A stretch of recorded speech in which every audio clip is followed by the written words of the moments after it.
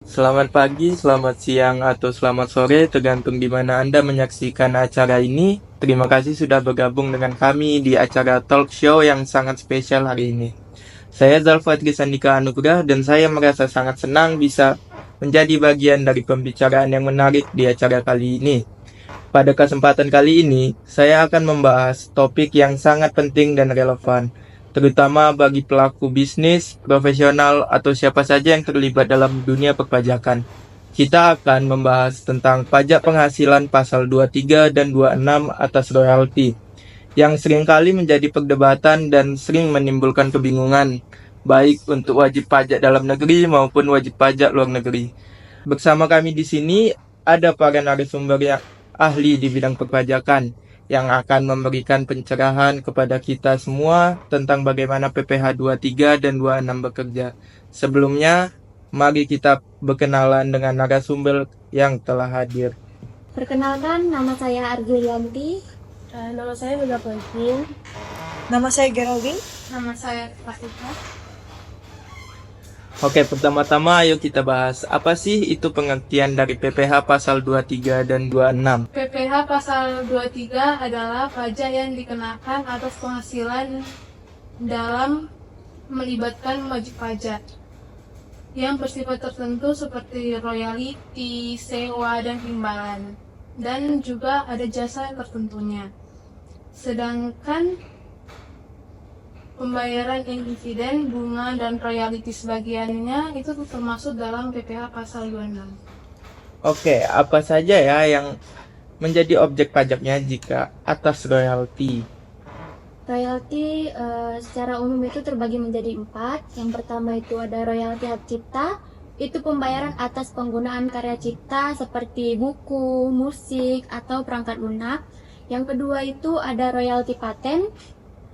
Itu pembayaran untuk penggunaan paten baik untuk proses maupun produk yang dipatenkan. Yang ketiga ada royalti merek dagang, itu pembayaran atas penggunaan merek dagang yang sudah terdaftar. Terus yang keempat itu ada royalti hak kekayaan intelektual lainnya.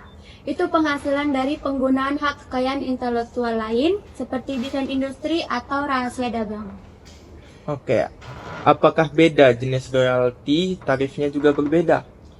Berbeda, PPh pasal 23 atas penghasilan royalti dalam negeri dikenakan tarif sebesar 15% dari jumlah bruto penghasilan. Kalau PPh pasal 26 dikenakan tarif sebesar 20% dari jumlah bruto penghasilan kecuali terdapat perjanjian penghindaran pajak berganda atau disebut juga dengan P3B yang mengatur tarif lebih rendah. Oke, selanjutnya, apa sih perjanjian penghindaran pajak berganda atau P3B? Jadi P3B adalah sebuah perjanjian bilateral antara dua negara yang bertujuan untuk menghindari terjadinya pajak berganda atas penghasilan yang diterima oleh individu atau badan yang beroperasi di kedua negara tersebut. Misalnya jika ada wajib pajak luar negeri menerima royalti dan dari Indonesia ada perjanjian P3B yang mengatur tarif 10%, maka tarif pajaknya hanya 10% bukan 20%. Oh, jadi gitu ya. Ternyata tarifnya juga berbeda. Berarti pemotongnya dipotong oleh pemberi atau penerima royalti. Ya, karena pemotong PPh pasal 23 atau 26 dilakukan oleh pihak yang memberikan penghasilan atau pemberian royalti. Contohnya perusahaan yang membayar royalti kepada penulis, pemilik, atau pemberitahuan kepada mereka. Pemotongan yang dilakukan juga berdasarkan menghitung tarif yang berlaku, penghasilan dan status pajak dalam negeri ataupun luar negeri. Ternyata penerima royalti terima yang sudah dipotong oleh pemberi royalti. Jadinya nanti yang melakukan penyetoran siapa dan bagaimana dilakukan penyetoran? Setelah dilakukan pemotongan pajak wajib menyetorkan pajak yang telah dipotong ke kas negara paling lambat 10 hari setelah bulan penghasilan diterima. Penyampaian setoran dilakukan melalui sistem e-filing atau e-billing yang disediakan oleh Direktorat Jenderal Pajak. Kalau untuk pelaporan, apakah ada perbedaan di antara keduanya? Pemotong pajak wajib melaporkan pemotongan PPh pasal 23 atau 26 melalui surat pemberitahuan tahunan PPh atau SPT tahunan, baik wajib pajak pribadi atau badan, serta melampirkan bukti pemotongan sebagai bukti potongan yang akan digunakan oleh penerima royalti saat mengajukan SPT tahunan mereka. Oh, berarti sama semua ya. Untuk narasumber, bolehkah memberikan contoh kasus agar penonton kami lebih paham? Boleh, jadi kita ambil kasus pertama untuk PPh pasal 23, royalti untuk wajib pajak dalam negeri. Jadi semisalnya di dalam negeri ada perusahaan namanya PT XYZ. Jadi dia membayar royalti untuk seorang penulis sebesar 100 juta. Untuk tarif pasal 23 itu 15% untuk royalti. Jadi 15%-nya itu adalah 15 juta. Jadi penulisnya itu menerima 85 juta setelah dipotong 15 juta itu. Terus untuk kasus yang kedua, untuk PPh pasal 26, ini tuh royalti wajib pajak luar negeri.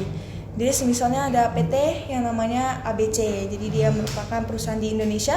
Terus dia membayar royalti sebesar 50.000 kepada perusahaan luar negeri yang menggunakan hak paten. Jadi jumlah royalti yang dibayar itu ada 50.000. Terus dia misalnya nggak ada P3B nih, jadi tarifnya 20%. Jadi bisa dihitung tarif yang dia harus bayar itu 10.000. Maka perusahaan luar negeri akan menerima USD sebanyak 40.000 setelah dipotong pajak. Lalu PT ABC wajib menyetorkan pajak yang dipotong dan melaporkan ke kas negara sesuai prosedur yang berlaku. Sangat mudah dimengerti ya, dan dengan demikian kita telah sampai di penghujung acara talk show kita pada kali ini. Terima kasih banyak kepada narasumber yang telah membagikan pengetahuan dan wawasan yang sangat berharga tentang pajak PPh 23 dan 26 atas royalti. Kami harap diskusi hari ini bisa memberikan pemahaman yang lebih jelas. Tidak hanya bagi pelaku bisnis, tetapi juga bagi siapa saja yang ingin lebih memahami bagaimana mengelola kewajiban perpajakan di tingkat global. Sebelum kami menutup acara kali ini, kami ingin mengucapkan terima kasih kepada Anda semua yang telah mengikuti acara ini dari awal hingga akhir. Semoga informasi yang telah disajikan bermanfaat dan dapat diterapkan dalam aktivitas Anda sehari-hari. Jangan lupa untuk terus mengikuti perkembangan dunia perpajakan, karena dunia ini terus berubah dan kita harus siap menghadapinya dengan pengetahuan yang telah diperbarui. Terima kasih kepada seluruh pihak yang telah mendukung terselenggaranya acara ini, dan tentu saja kepada Anda para penonton yang telah meluangkan waktu untuk bergabung. Semoga sampai jumpa di talk show berikutnya dengan topik yang tak kalah menarik. Tetap semangat, jaga kesehatan dan terus belajar. Selamat sore dan sampai jumpa.